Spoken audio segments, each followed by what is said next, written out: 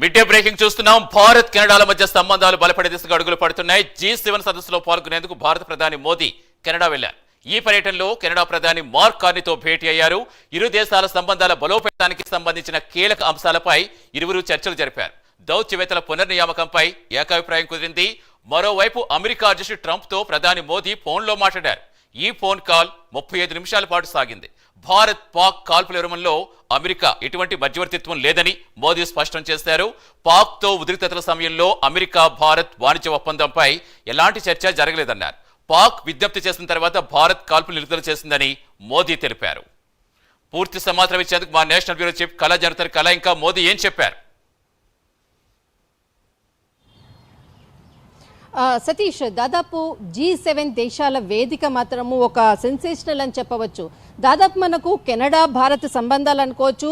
ఏదైతే పహల్గావ్ దాడి తర్వాత ట్రంప్ మోదీకి సంబంధించినటువంటి సమాచారం అనుకోవచ్చు. దాదాపు ఇక్కడ మనకు మొట్టమొదట కెనడా G7 దేశాల్లో ఆతిథ్యం అంటే కెనడా ఆహ్వానించినటువంటి మేరకు మాత్రమే ప్రధాని నరేంద్ర మోడీ కెనడా ఏదైతే G7 సమావేశాలకు వెళ్ళాడు. ఈ G7 దేశాల్లో అంటే ఏదైతే సమ్మిట్లో భారత్ అందులో సభ్యత్వం కాదు, కానీ ఇప్పటి వరకు కూడా 6 సార్లు ప్రధాని నరేంద్ర మోడీ ఏదైతే G7 సమావేశాలకు వెళ్ళడం జరిగింది. ఈసారి కూడా కెనడా ప్రధాని ఆహ్వానం మేరకే, కార్న్ ఆహ్వానం మేరకు మాత్రమే ఈ సమావేశానికి వెళ్ళడం జరిగింది. దాదాపు 3 రోజుల పాటు జరుగుతున్నటువంటి ఈ సమ్మిట్లో చాలా కీలకమైనటువంటి పరిణామాలు. ఒకటి, ఏదైతే కెనడా తర్వాత మనకు భారత్ మధ్య 2023 నుంచి కూడా ద్వైపాక్షిక సంబంధాలు కూడా ఏదైతే ఖలిస్తాన్ అనుకూలవాది హత్య అనంతరం కూడా రెండు దేశాల మధ్య ద్వైపాక్షిక సంబంధాలు బెడిసి కొట్టినటువంటి సందర్భం.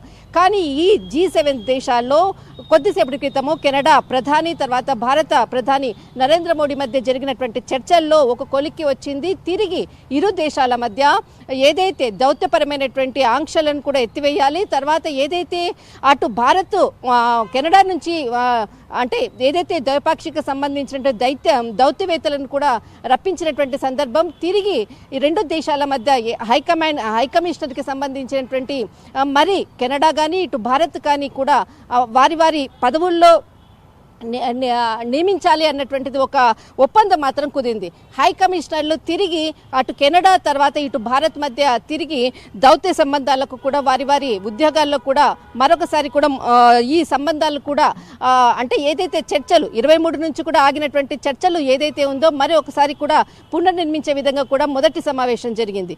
దాదాపు ఏదైతే ఖలిస్తాన్ ఉగ్రవాదికి సంబంధించినటువంటి ఏదైతే నిజ్జర్ హత్య జరిగిన తర్వాత ట్రూడో చేసినటువంటి వ్యాఖ్యలతో రెండు దేశాల మధ్య దౌత్య సంబంధం బెడిసి కొట్టినటువంటిది ఒక పరిణామం.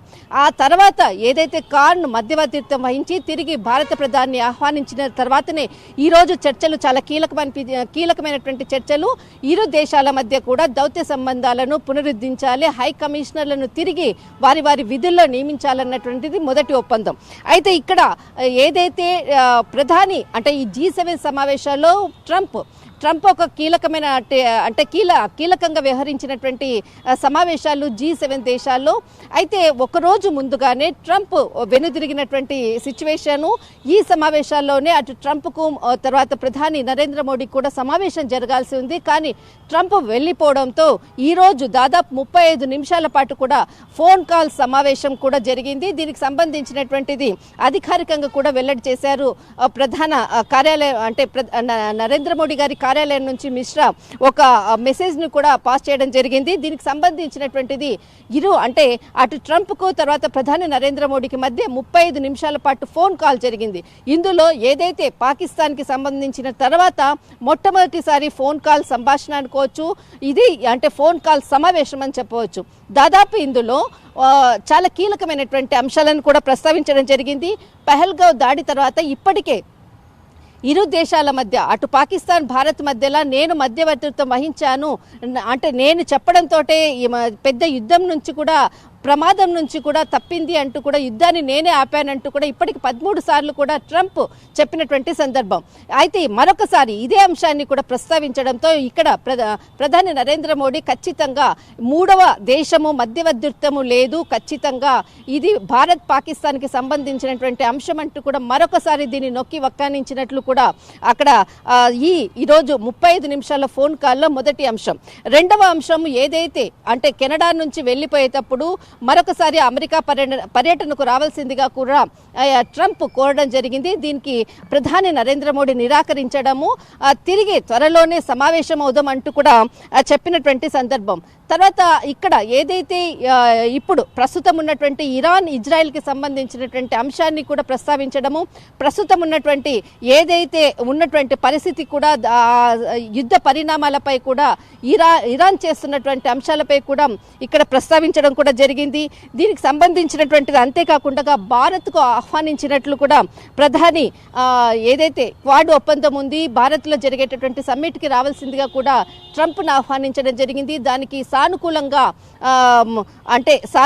స్పందించడము, ఖచ్చితంగా దీనికి ఒక సమాధానం వస్తుంది అన్నది కూడా అధికారికంగా ప్రకటించడం జరిగింది. అయితే ముఖ్యంగా ఏదైతే పాకిస్తాన్ భారత్ మధ్య జరిగినటువంటి ఏదైతే ఆపరేషన్ సింధూర్ తర్వాత మొదటి ఫోన్ కాల్ ఇది మనకు ట్రంప్ తర్వాత ప్రధాని నరేంద్ర మోడీ మధ్య జరిగినటువంటి సంభాషణ. మొత్తం మీద మాత్రం మరొకసారి ఇరు దేశాల మధ్య మరొక ఒప్పందం అంటే మరొక సమావేశము ఖచ్చితంగా ఉంటుంది.